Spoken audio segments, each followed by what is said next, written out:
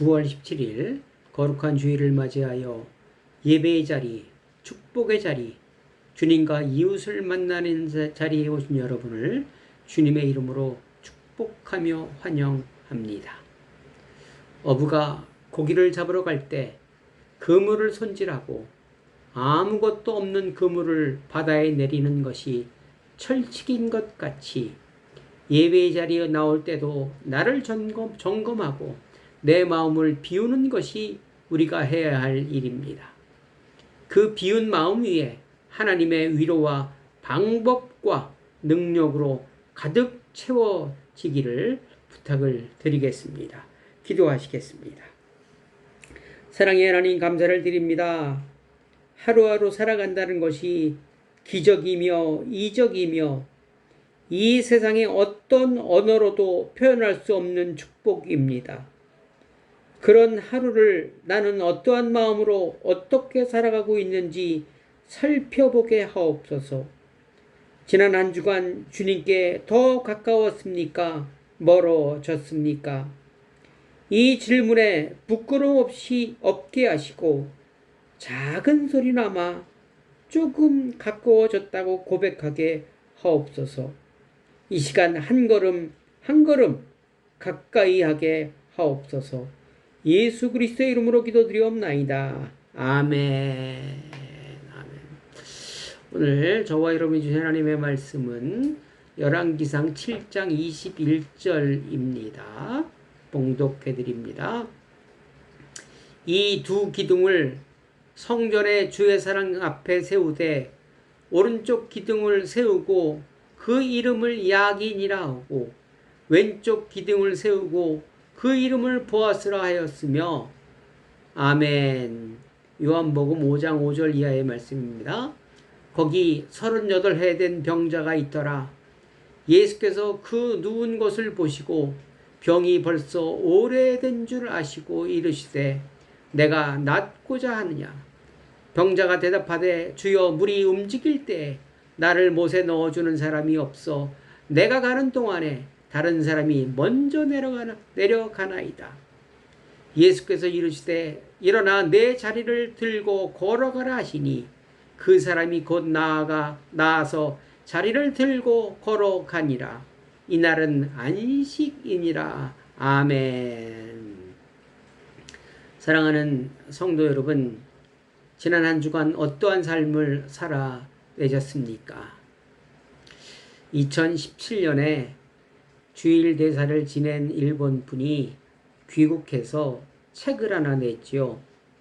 그 제목이 한국인으로 태어나지 않아서 다행이다라는 제목입니다. 외교 문제로 크게 시끄러웠죠. 책의 내용은 간단합니다.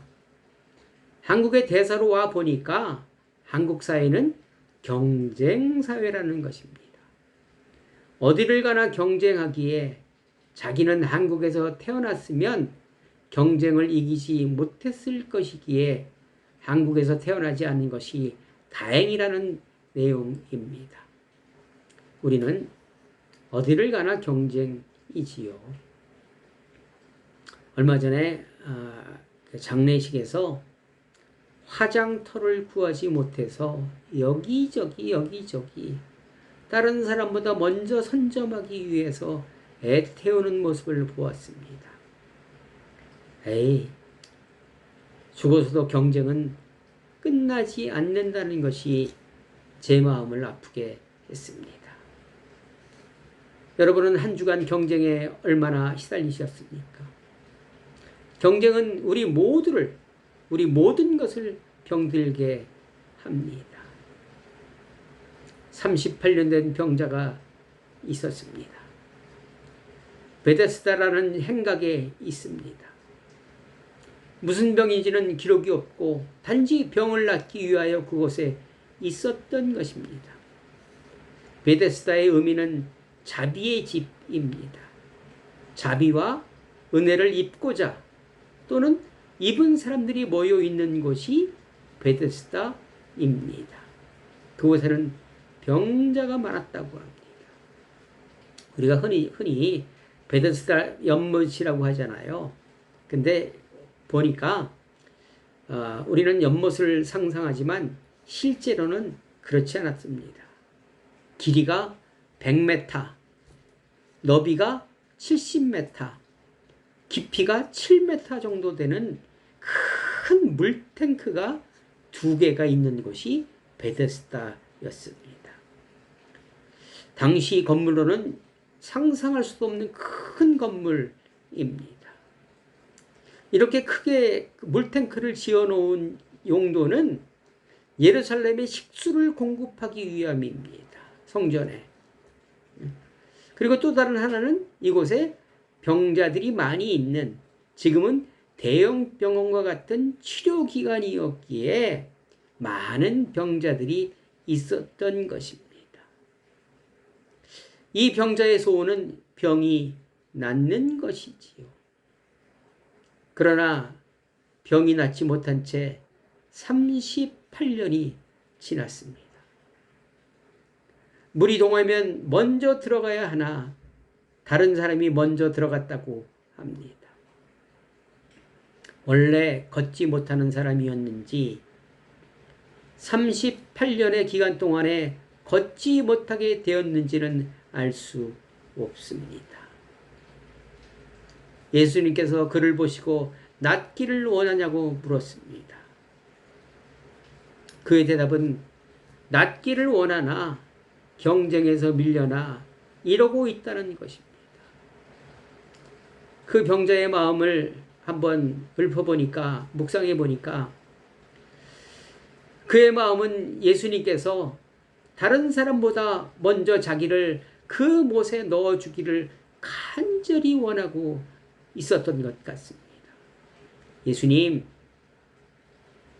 저를 좀 도와주세요. 저 물이 동할 때 예수님께서 힘이 있으시니까 나를 좀 저 못에 먼저, 다른 사람보다 먼저 넣어주세요. 이렇게 그의 눈빛은 애절했을 것입니다. 이 환자는 경쟁에 밀려서 몸과 마음이 다 황폐해진 모습이지요. 자신은 나고자 패배자라고 자신을 자책하고 있었을 것입니다. 누구의 모습입니까? 우리의 모습과 너무나 닮아 있습니다. 이 거칠고 힘들고 어려운 경쟁 속에서 먼저 도착하고 싶은 마음이 가득합니다.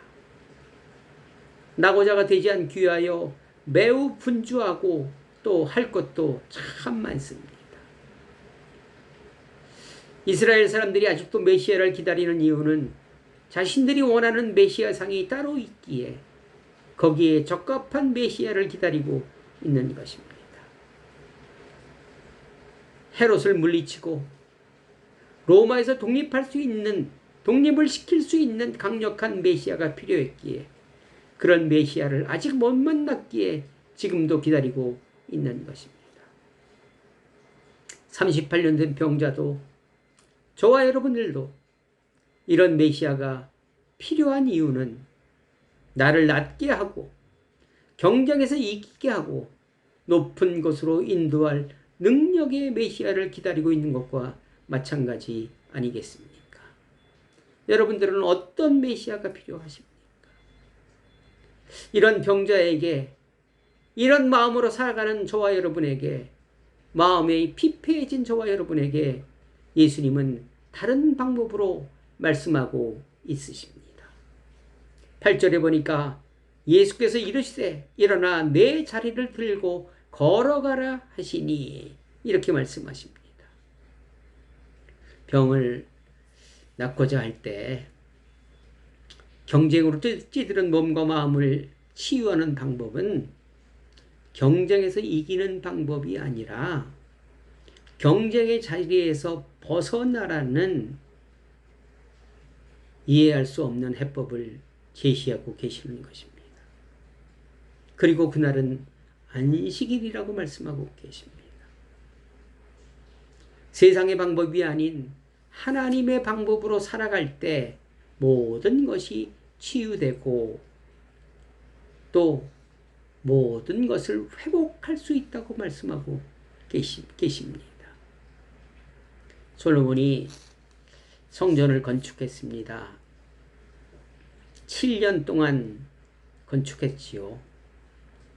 우리 생각으로는, 우리 상식으로는 7년 동안 건축했으면 규모가 꽤 큰 건물이라 생각됩니다. 우리는 뭐 빌라 같은 거 3개월이면 후딱 지지 않습니까? 근데 그러나 그 성전의 규모가 크지 않았다는 것입니다.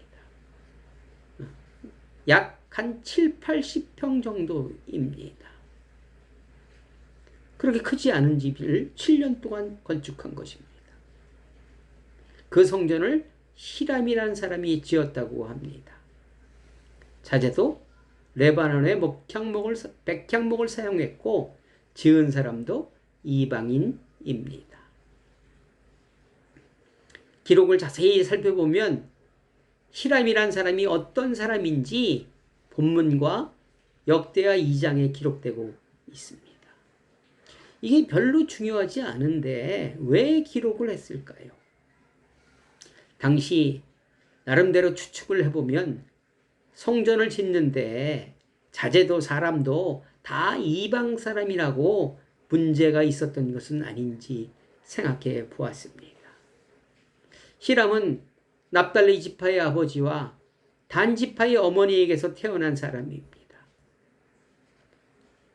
아버지가 일찍 죽음으로 어머니가 재가해서 다른 나라에 가서 살고 있었던 것이지요. 그러므로 히람의 뿌리는 유대인입니다. 유대인 사람이지요. 즉 성전은 하나님을 믿는 사람들이 지어야 한다는 다른 의미가 있다고 생각해 보았습니다. 어떤 의미일까요? 하나님의 성전은 믿음의 사람이 지어 나가야 한다는 것입니다. 재료, 모양 이런 것은 문제가 되지 않는다는 것입니다. 이 말을 지금으로 옮기면 교회의 모습도 이와 같아야 한다고 생각합니다. 교회를 세우는데 성전을 세워나가야 되는데 믿음의 사람들이 주축이 돼서 세워나가야 한다는 것입니다. 목사님의 영성에 따라서 교회는 많은 영향을 받지요.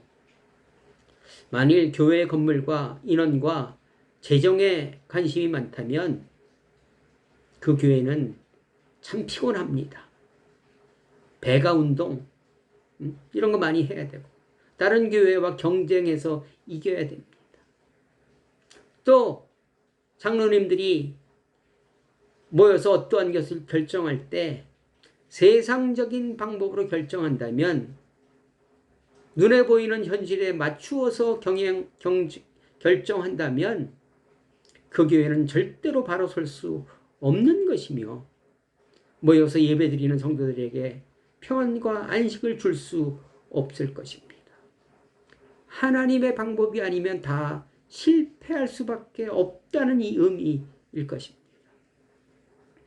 한 주간 세상의 경쟁에서 힘들고 지친 분들에게 안식은커녕 더 스트레스를 받고 경쟁을 부추기게 한다면 그들은 점점 관심이 멀어질 것이며 끝내는 떠나고 말 것입니다. 목회자와 결정권이 있는 분들은 그러므로 먼저 죽는 사람들이 되어야 합니다. 차라리 내가 손해보고 내가 먼저 섬기려는 분들로 채워진다면 현실보다 하나님의 뜻과 하나님의 마음을 먼저 선택한다면 교회는 든든히 설 수 있을 것이며 그런 교회의 예배는 하나님의 임재와 위로와 은혜가 넘쳐나서 경쟁에서 지친 분들에게 안식을 제공하는 경쟁의 자리에서 떠나게 하는 그러한 역할을 할 수 있을 것입니다. 성전에 두 기둥을 세웠다고 합니다. 야긴과 보아스이지요. 그가 세우실 것이다. 보아스 그에게 능력이 있다 입니다. 이것을 다른 말로 하면 능력의 하나님이 세우셨고 하나님이 세우신 성전은 능력이 있다고 해석할 수 있는 것입니다. 열왕기상 4장 29절에 보니까 하나님이 솔로몬에게 지혜와 총명을 심히 많이 주시고 또 넓은 마음을 주시되 바닷가에 모래같이 하시니 이렇게 말씀하십니다. 이 본문에서 중요한 얘기가 나오죠. 주어는 하나님입니다. 그렇죠? 그리고 동사가 세 개 나오는데 주시고 주시되 하시니입니다. 저와 여러분의 삶의 모든 것, 교회의 모든 것, 성전의 모든 것은 하나님이 주도하신다는 것입니다. 이 모든 것을 하나님이 하신다는 것입니다. 야긴과 보아스, 능력의 하나님이 세우신 성전은 능력이 있습니다. 능력의 하나님이 성전을 세우신다고 약속하십니다. 고린도전서 3장 너의 몸이 하나님의 성전인 것을 알지 못하느냐 반문하시지요. 경쟁에서 벗어나 나를 따르라 38년 병자에게 명령하십니다. 그리고 치유가 되었다고 말씀하십니다. 성전을 세우기까지 7년이 걸렸고 38년 만에 치유가 되었습니다. 그 기간 얼마나 많은 어려움과 눈물을 흘려야 했을까요? 아마 말로 표현하기 어려울 것입니다. 만일 경쟁의 자리에서 네 자리를 가지고 떠나라는 말씀이 이해가 어렵고 이해가 안 된다면 그렇게 하면 살아남을 수 없어요 라고 반문할 수도 있을 것입니다. 제 주위에 경쟁의 자리에서 떠난 삶을 살아보려고 몸부림치는 분들이 몇 명이 계십니다. 그분들을 보면 참 어렵게 사시더라고요. 그래서 믿음은 고난도 함께 받아야 한다는 말씀이 맞는 것 같습니다. 만일 믿는다면서 경쟁의 자리에서 벗어나라는 말씀이 어렵다면, 이해가 안 된다면 그것은 하나님의 능력과 인도를 부정하는 것입니다. 야긴과 보아스를 부정하는 것입니다. 입술로는 믿는다면서 행위로는 부정하는 것입니다. 단호하게 말씀드리면 믿음이 없는 것입니다. 입에는 모든 것을 치유할 수 있는 능력이 있습니다. 경쟁에서 벗어나는 가장 빠른 길은 예배의 회복입니다. 한 걸음 더 가까이 하나님께 옮겨가는 것입니다. 다른 방법은 없습니다. 사랑하는 성도 여러분, 여러분은 지금 어떠한 병 때문에 자유롭지 못하십니까? 어떤 병에서 회복되기를 원하십니까? 주님께서 무엇을 해주시기를 원하고 계십니까? 아직까지 메시아를 기다리는 이스라엘처럼 38년 병자와 같은 것을 요구하고 계십니까? 경쟁에서 이길 수 있는 방법으로 이 자리를 떠나라 하시면 자리를 들고 과감히 떠나실 수 있으시겠습니까? 여러분은 지금 어떤 교회와 성전을 세우고 계십니까? 공부하기를 싫어하는 학생이 공부를 왜 해야 되는지를 알고 생각의 변화가 생긴다면 공부하지 말라고 해도 누구보다 열심히 공부하게 되어 있습니다. 저와 여러분이 하나님은 능력이며 그 능력이 성전을 세우고 우리를 행복한 길로 인도하실 능력이 있다는 것을 안다면 여러분의 성전은 아름다운 성전이 될 것입니다. 지인 중에 세상의 경쟁에서 살아남기 위해 성전을 떠난 분이 계십니다. 많이 계시지요.